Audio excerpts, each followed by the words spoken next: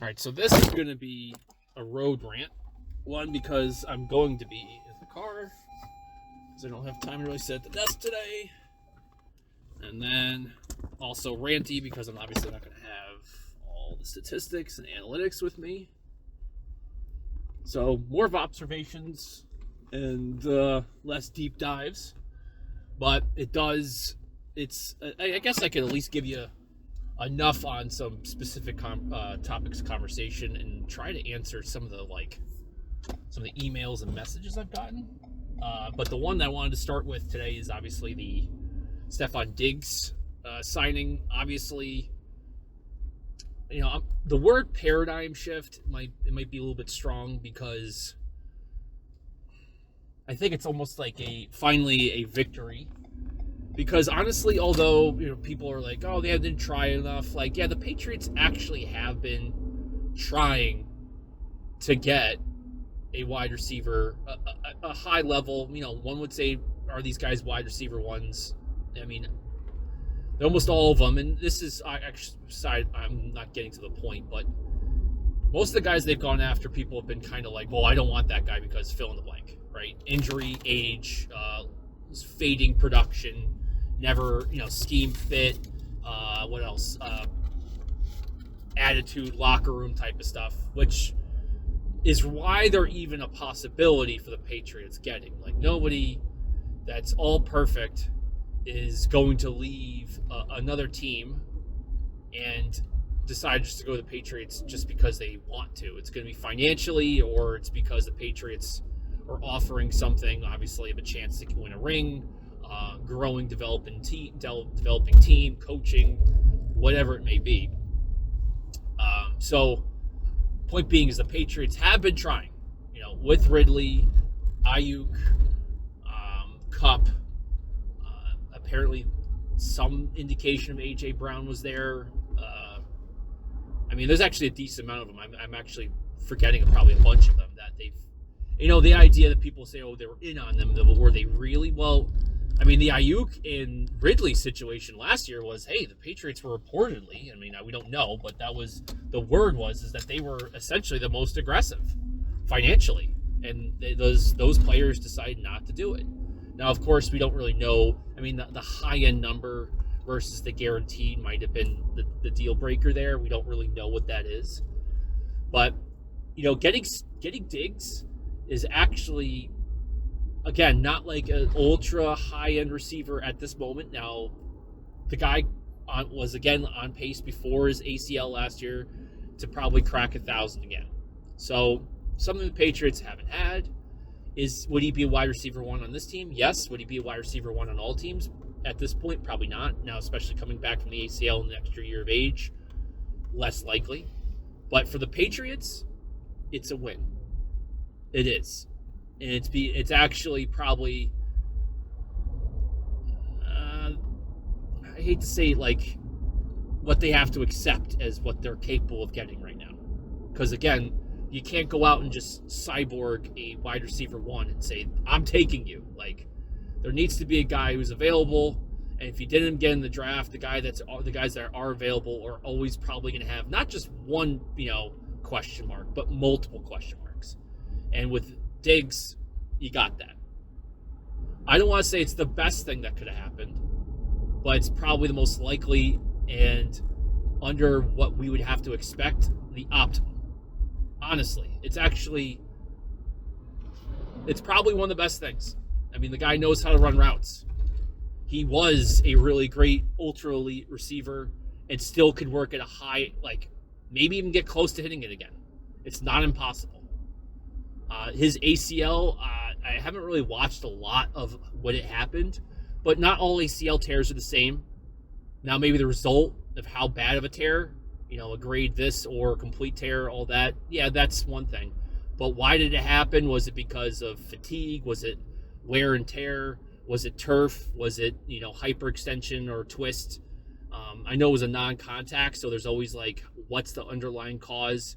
I don't think Steph Diggs has a bunch of dysfunctions and irregularities, movement pattern problems, imbalances, all the other underlying causes why the athlete has had an ACL. Sometimes it really is just bad luck. And when you're playing at that high end speed and your attention's not all on body control, but looking to see who's, your first defense coming towards you, the brain, and there's a lot of other things that are involved with that.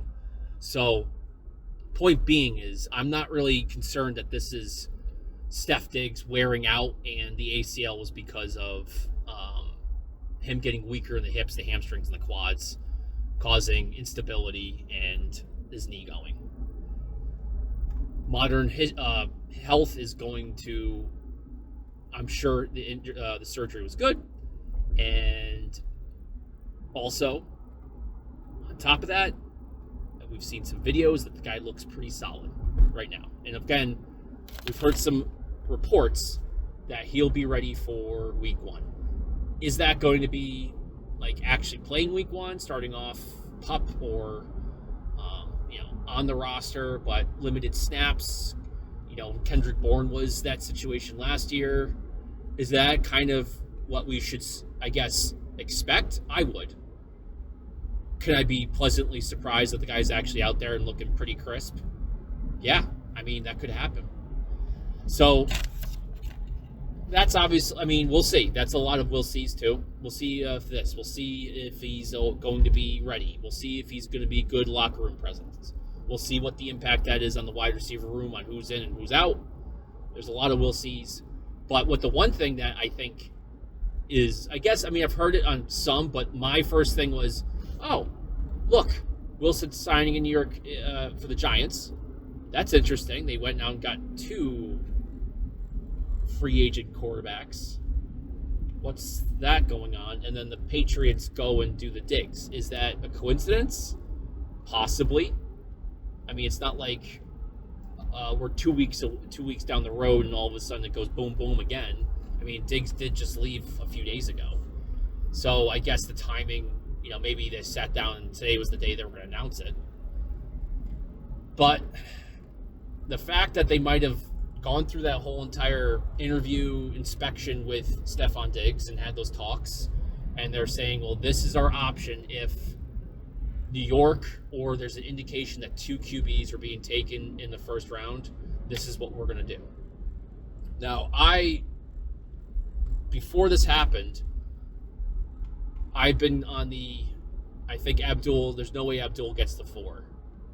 But this past weekend, I'm sitting there and I'm thinking about the teams, and I thought to myself, I don't think the Browns can really probably pass on Shedeur. And you're probably saying, well, they don't we want Garrett wants another guy to help him out, and it's like, yeah, but they have I guess they have QBs, but Watson's probably not going to be ready. They got Kenny Pickett, and is the owner really okay with basically punting another season while they have a very expensive roster? And then, because the QB essentially has been so terrible, they went from a playoff team to bottom of the league. It's obvious that the loss of the QB play was the cause of the absolute precipitous drop, right? So you have an option to not only go get a QB that might help you. I'm not a huge Shedeur believer in him being a franchise quarterback, but I'm also not going to say he's definitely not, because honestly, the QB play in the NFL is so bad that a fairly decent quarterback in the right system and who's hungry and motivated could actually become a franchise quarterback, just because what's the other options? And that's why I think that, looking around, you're taking Kenny Pickett, who maybe does have a Darnold-esque, revival, but, is anybody really counting on that?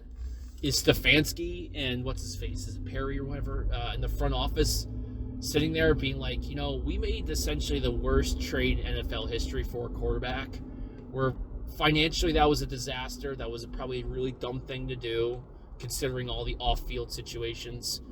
Maybe we need some help at the QB at a rookie contract in the first round. And it's a big change of, that you're not just, it's not even turning the page. It's completely throwing it out and getting a new book, right? Because now you're going to have Shador coming in, Deion's coming in, even though he's not, but he is, because he is. He's coming in with some glasses and stuff, and he's got some watches, and he's walking around on the field, even though he's not the coach. That type of thing. Well, that's going to be a big change of pace if they get it in Cleveland. Now, Stefanski might say that's too much for me, and that's totally possible. But what I'm saying is that I think there's a strong possibility you see Shador taking that too, because I don't know if the Browns could take Abdul and then have horrible QB play, and their defense is solid.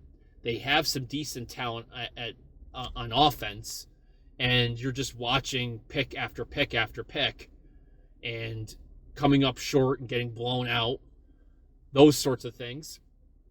And the owner's gonna be like, I'm glad we have a really awesome pass rushing, but I don't have a quarterback that can unlock several other players. We're going to go get one player to help unlock a really good player who doesn't need to be unlocked, who can do whatever he wants, basically whenever he wants, but he needs a little bit more help to get what? An extra 5 sacks a season, which is not going to really help us out if my quarterback can't score a touchdown. I mean, is Nick Chubb going to come back and we're going to try to maybe. I mean, Nick is still, I think, unsigned anyway. But point being is how are you going to win games if your quarterback, which is the reason why your team has been so bad this past season, right, is not going to be coming back anytime soon. You don't really have a strong answer there. So I don't know how you pass on Shador and then just pray that Kenny Pickett is going to do Sam Darnold. I don't know. Maybe is there a Kirk Cousins thing going to happen? I mean, Kirk coming back from Achilles and not being able to push off that foot as hard as he should. I mean, the mechanics are obviously all disrupted.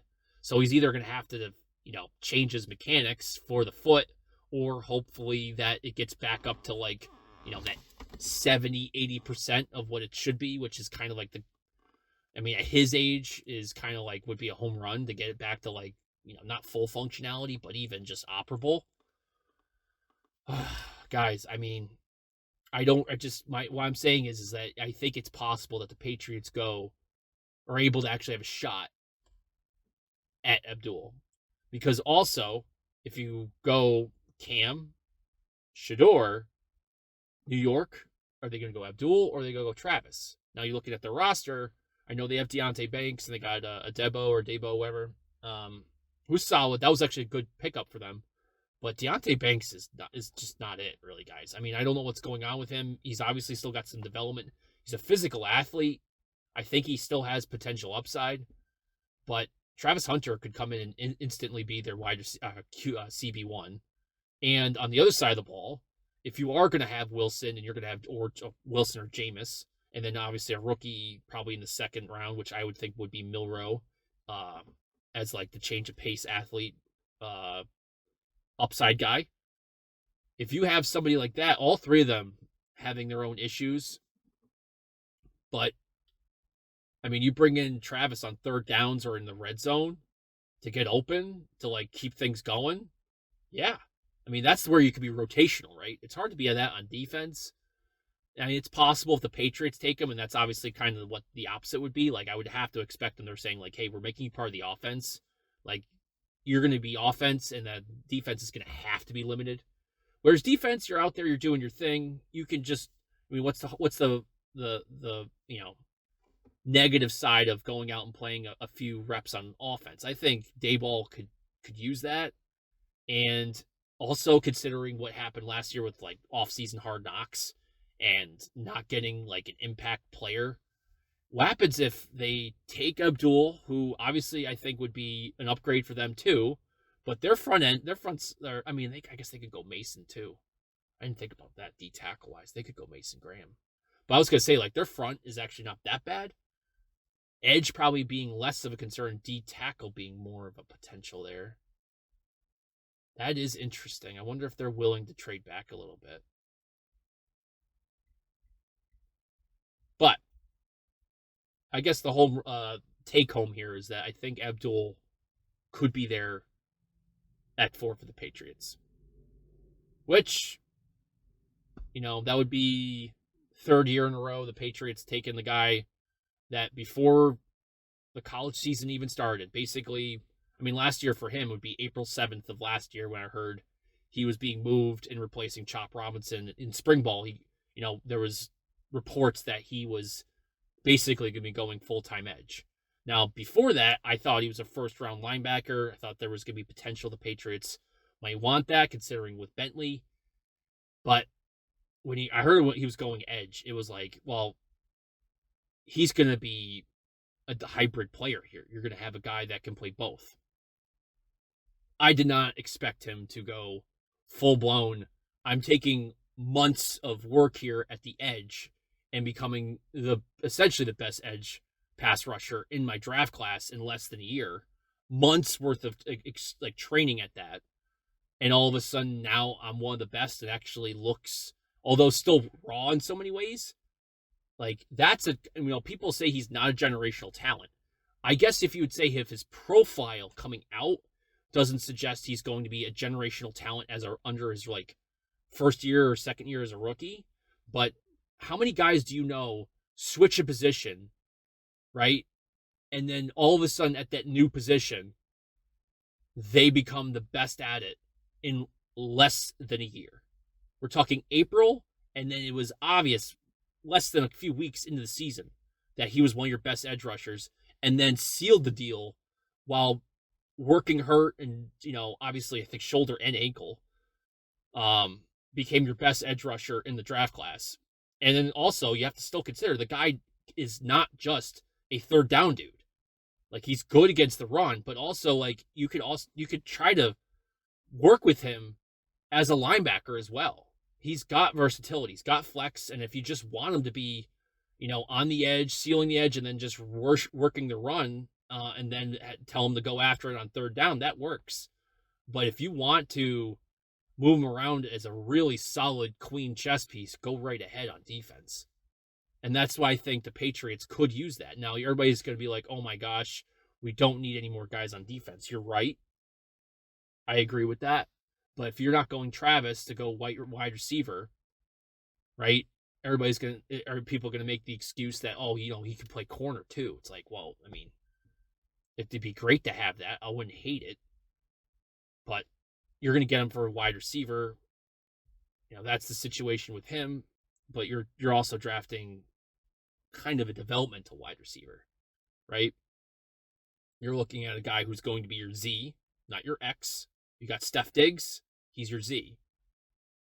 Steph Diggs and Travis Hunter are actually not that far apart in terms of profile. I can see Travis running a high 4.3, low 4.4. But they're both, Travis is 180 something. Diggs is or I don't know what he is now, 190 something. They're both around the same height.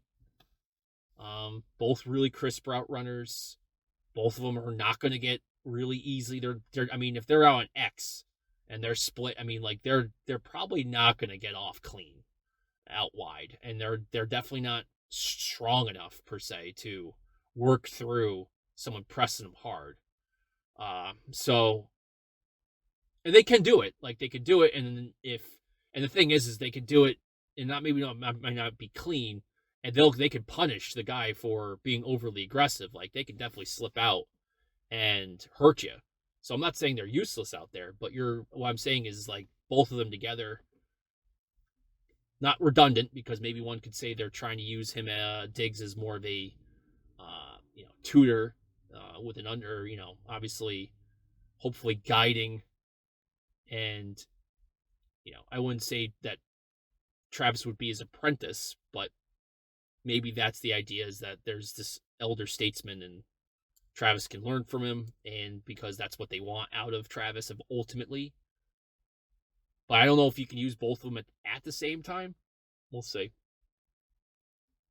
But it does definitely, going back, I guess, to my original point, again, this is why it's a rant, is I think the Diggs signing at least tells them that somebody had some intel because of the Wilson signing, It was like the indicator. It was like the light switch, right? It was the signal, the flare that there must be some intel that the Giants might not be getting a QB.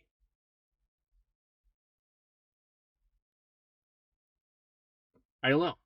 I mean, here's the thing. Like, why would they get two free agent QBs, both guys that started decent amount of games last year? I'm not saying Jameis Winston is, really a starting level quarterback in general. I mean, the guy has flair. He can do, but obviously he hurts his team just as much as he helps it. Um, it's interesting because I honestly, like, if you think about it, even if Shador is on, we're not sure if they would take Shador, right? So say they go, right? Say they go Travis, or say the Browns go Abdul. Let's go there. Say the Browns do go Abdul. Maybe it's the Giants are not even like trying to get Shador. They could still do it, I guess, with three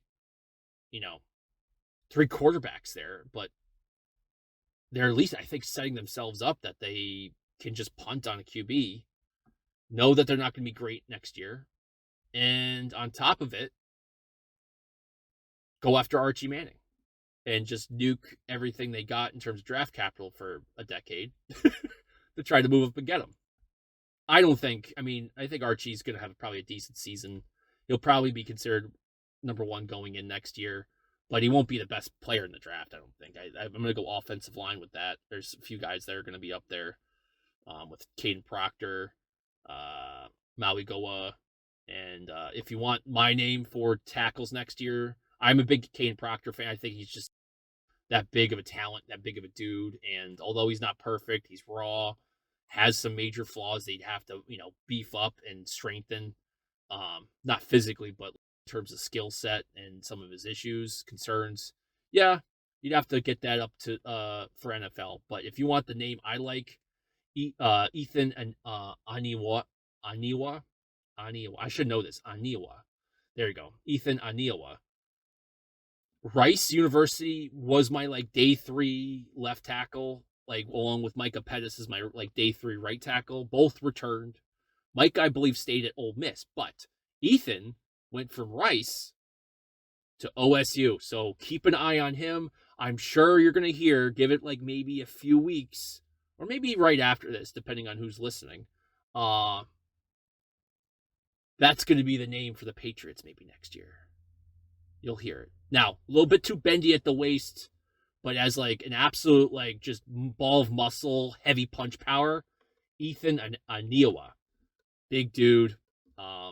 Guy, the Rice connections that I have right now says the kid is really legit. So, and then what's the other guy? What's the right tack? Oh no, big tall dude. He's pretty good too, but he came back. I don't think he's staying at Rice. Maybe he's going to left this year. Oh, that's gonna bother me. Langsdale, I think. But anyway, see how this is more of a rant. So, some potential for Abdul. It's interesting. And then, if for some reason we are sitting there, we don't have Abdul, and we're holding Shador, now it kind of unlocks the potential for the whole trade back, because maybe the Raiders are really going to potentially come up for Shador. That would make sense for them. I think the way they're set up, that's actually a decent landing spot in terms of talent on their team. Shador probably should do pretty well there. They'd only need to, try to get some wide receiver probably in the second round next. The offensive line would help them too, but so that's moving back to 6. I still think the Jags are probably going to be going Mason Graham or Will Johnson. That would still be probably their best potential there. I don't know. They wouldn't probably go back as far as the Jets, though. Maybe the Jets come up for Sand. I mean, I don't know if the Patriots and the Jets, or maybe the Jets try to leapfrog the Giants, and the Giants go back to the Jets.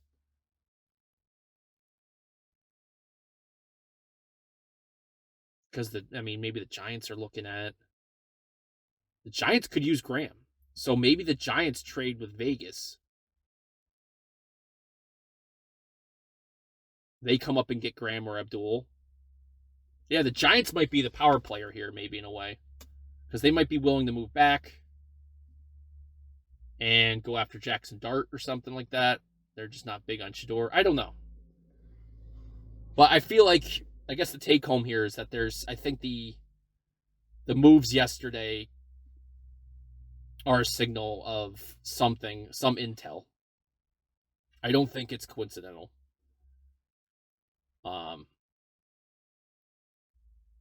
I also like that at this point, minus the left tackle situation, which, if you guys, you might hate the idea. And I pointed this out last year. Your worst positions on the line last year were left guard, right tackle, and then left tackle. And this is not saying like Vidarian Lowe is an all-pro left tackle, and you can be frustrated with Vidarian Lowe not being great last year. Some of the problems, some of the penalties, even some of the sacks just definitely seemed like miscommunication, alignment, all those things. But I could see them not being 100% on left tackle and being okay with the right tackle situation and maybe looking for at least somebody to work left guard, left tackle in the second round. And they're looking more towards Travis, Tet, Abdul, Mason Graham. If they trade back far and they're just trying to get draft capital for next year, and then something else maybe in the second round this year, and they're okay with Graham, it wouldn't be the worst. The only one that's probably really high up there that I would be kind of really against would be Will Johnson. Everybody else is in play. Jalen Walker. The Membo situation is interesting because I don't know how you try Chooks and Caden Wallace to try them at left tackle last year. That switched from right tackle to left tackle. And this year, you're like, yeah, we got it this time. Now, Membo, as an athlete and as a instinctual tackle who's shown nothing but development, has not hit his ceiling yet. So before he gets there and before he becomes hardened as a right tackle, you can make the switch to left. I don't think his verticals are as perfect as you need to be on the left side. Some people are like, oh yeah, but he does pretty good on, as a right tackle. Look at the guys he's gone up against. Yeah, but that's not the wide nine sides guy, right? That's usually not where that's coming from. We're not seeing him really against that side. There's not too many bendy edge rushers. There are elite rushers that show up there that have bend, but the guys that you are as a defense where you're trying to speed up, right? You're like almost you put your speed guys, your dynamic wide nines, and anybody who can be a Leo or a Rio on that side, on the blind side, on the left side of the line, offensive line.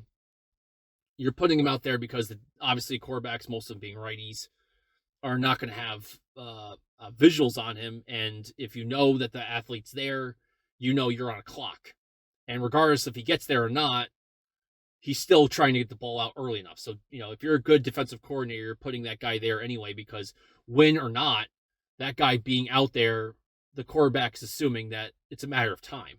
And it usually is. So if we've seen Membo really work well against these wide nine guys, which I have to go back and watch this year because I watched everything. I did his video 6 months ago at this point. And that was basically before the season, right? Even start. Well, right when the season started for college football. So my analysis for him was maybe early day 2, the Patriots, that would be their second round pick. You get him at the right tackle. Obviously, this is before Morgan Moses and anything like that. You have him at right tackle because, honestly, right tackle was a bigger issue last year. And at worst, based upon his size, you move him in at guard. And there was the Onwenu thing, and I was like, you know what? If they liked Onwenu, again, this is before the football season even started, really, for professional. If you liked Onwenu at right tackle last year or the year prior with, and they were looking to do that, right? The indications that Onwenu was there. The situation was, Membo's essentially Onwenu. They're both like 6'3". They both have really long arms for being 6'3". They have similar builds, minus the fact that Onwenu's just heavier. But if you're looking at bone structure, the way they move, their footwork, leverage, anthropometrics, all that stuff, it does point to that Onwenu and Membo were pretty similar. So I was like, hey, if they really liked Onwenu at right tackle, but he's not working out there, you need somebody who's a little bit quicker, a little bit more twitchier, Membo would be your guy. Now, if you're saying this year, do they go with Membo and just say, like, hey, this is the guy, you try him at left tackle, doesn't work out, you get 1 year attempting to get him there, it doesn't work out, you still have Lowe, and then next year you move Membo to right tackle, and then maybe we continue the development of Caden Wallace at left? I don't hate it. I really don't hate it. Now, today is D-Day. We have Will Campbell actually being measured out, not at the combine. Now, what do I mean by that?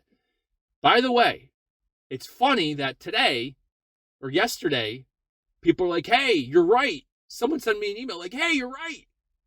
You're right. I'm like, I don't know what do you mean you're right? Well, it turns out that I guess Ozzy Trapillo, they did his measurements at their pro day, and somehow he got like another half an inch back. It came back. It grew back. So the measurement that he had at the Senior Bowl was actually probably more right. Oh, the combine was possibly wrong? What did the day after the combine, I'm like, these numbers don't make any sense. I looked through it.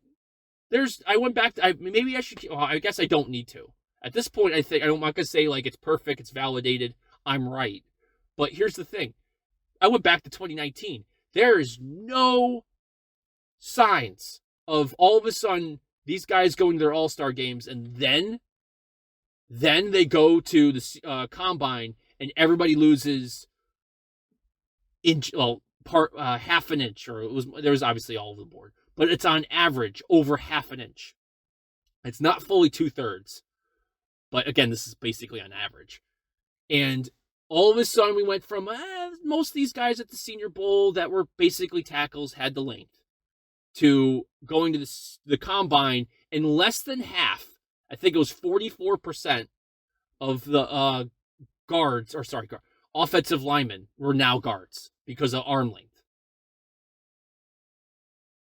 Go back to 2019, no percentages of that. And there's no indication that everybody except one guy losing arm length, Travis was the only guy that gained at the combine.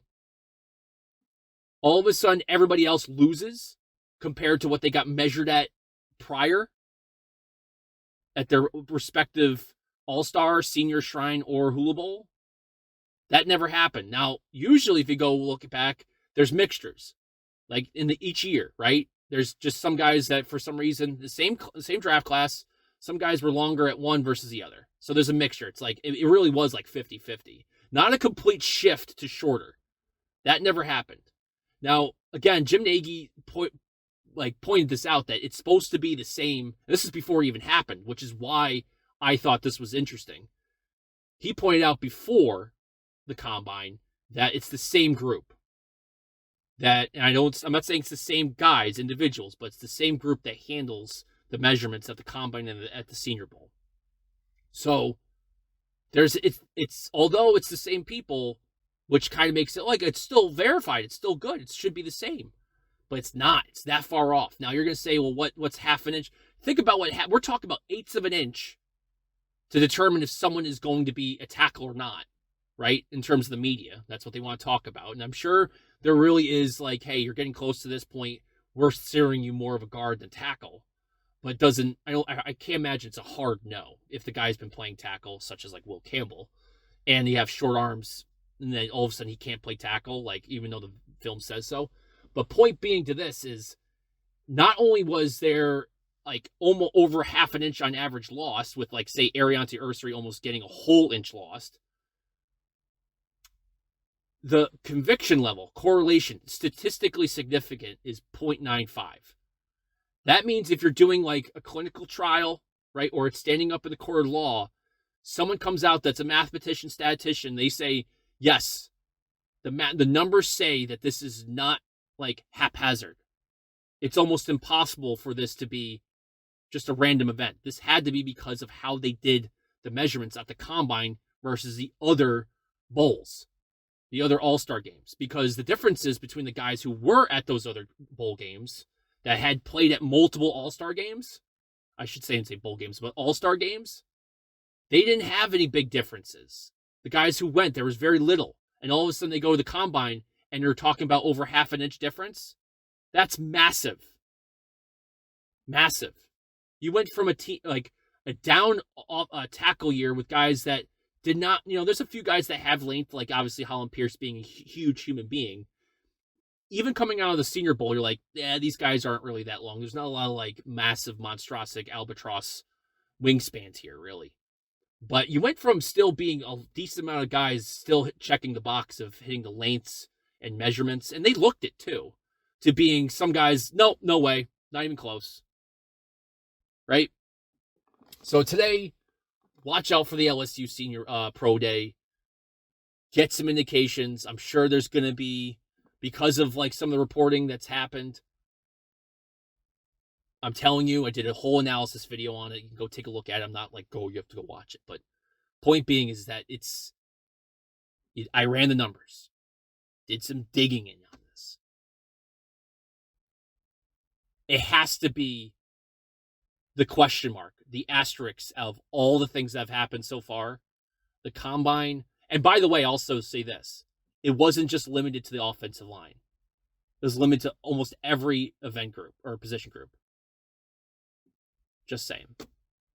So maybe Will Campbell, if you have been so stuck on Will Campbell, right, in his measurements,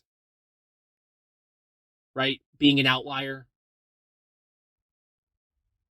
right, and all of a sudden he's not an outlier in the measurements, are you going to stick on your bias because you're going to be anchored to it, your anchor bias, because you don't want to be wrong because you went down that road so hard? He sucks, still has short arms. Just question it. Just honestly look at yourself and say, if he hits the mark or comes really close to it. Because again, using B1, which I didn't have we didn't have his hand. Like it does, the technology is hard to get the hands because they're wearing gloves. But using that, it was right around 33 inches. What was it, 33 or 32 and 5/8 be within, would that be close enough? I guess a little bit outside. So it gave me like, I guess maybe it's shorter than it's picking it up. If it was like a quarter of an inch short, I'd be like, oh yeah, that's definitely within the margin of error. But if it's 32 and 7/8 or 33 and an eighth, I wouldn't be surprised. Just saying. Just look at yourself and say, am I gonna stick because I went all in on somebody else and I'm just gonna stick there and put my anchor down? Or am I gonna accept that there's more than one right answer for the 4th overall pick or something in the 1st round? Because if you're stuck on a particular player because you're a fan or you just don't want to be wrong because you did go that hard on one particular player, which is foolish because the Patriots need help almost everywhere, right? Are you going to accept that? Because again, Abdul, are you going to complain about Abdul? Are we going to complain about Travis Hunter? Right? And as Will Campbell actually hits 33 and that sort of track record. Oh, and there's just people that are like, well, he gets beat inside. Tackles get beat. They get beat. There's nobody perfect. Joe Alt isn't even perfect. He's not a Joe Alt. Yeah, but Joe Alt is not perfect. There's Olu Fashanu was another great tackle. He got beat sometimes. People get beat. And not everybody went up against NFL edge rushers every single week at LSU since his freshman year, basically. Now, of course, they don't have a full SEC schedule. But there's nobody else that's went up against 12 current NFL edge rushers in the draft. Just saying. Anyway, are you gonna? I guess you'd have to say Will Campbell is just not going to try to get better. He's not going. He's just going to be who he is. That's it. Because honestly, if you want any more questions, him and Membo have made progress. Those guys look different from their freshman to their junior tape. Kelvin Banks really hasn't. The problems that he still has, that he had this year and the year before, kind of the same. Kind of the same situation. Seems like he's the problems I'm seeing with him. And let me tell you this: I'm not bashing Kelvin. I think if they really like Kelvin Banks as a dude, I wouldn't hate if they took him at the 4th. I wouldn't. Because if you're getting me a left tackle that you think is a guy that could be there for a decade, do it. Because those guys are not going to be coming loose basically anywhere. You gotta. And if you're wrong, I mean, people are wrong all the time. Like, again, more than half of the first rounds are kind of considered busts. They don't live up to their valuations. It's less than half of them turn out to actually achieve the first round grade as a professional. You're going to run into busts a lot. It's okay. Everybody else does. It's the NFL. Anyway, I'll finally leave it. Sorry for the long talk. Rant. I'll put something on so you guys can watch something. I'm sorry, I don't do subtitles. So I'll just put something on in the background for this. I hope you guys enjoyed. I'm sorry for the long rant. If you guys like this content, please like and subscribe. As always, thanks for watching. Or in this case, listening.